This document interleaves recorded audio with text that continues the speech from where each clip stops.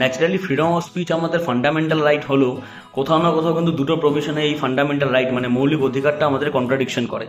যেরকম এক্সাম্পল, এমন কোনো মানুষ যদি কোনো এরকম কোনো কথা বলে বা এরকম কোনো স্টেটমেন্ট পাস করে যেটার জন্য কারোর রিলিজিয়ান বা কোনো কমিউনিটির, দুটো কমিউনিটির মধ্যে কোনো ঝামেলা লাগলো, মানে এনিমিটি তৈরি হলো, যেরকম as per section 196 of BNS, বা এমন কোনো কথা বললো যেটাতে কারোর কোনো রিলিজিয়াস ফিলিং হার্ট হলো কোনো পার্টিকুলার মানুষের বা কোনো কমিউনিটির, সেটাও চলে যাবে 302 অফ বিএনএস এর আন্ডারে।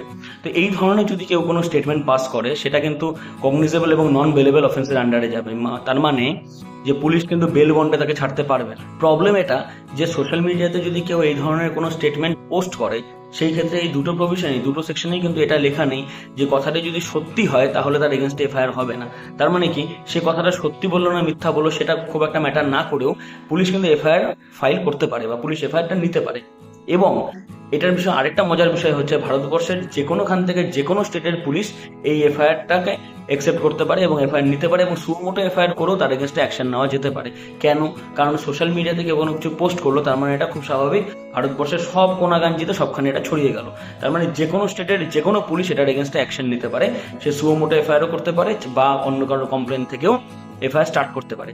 এবার আরেকটা মজার বিষয় হচ্ছে, এই এফআইআরটা যদি করাও হয় সেটাকেও কিন্তু কোয়াশ করতে হবে আইদার হাইকোর্ট থেকে নইলে সুপ্রিম কোর্ট থেকে।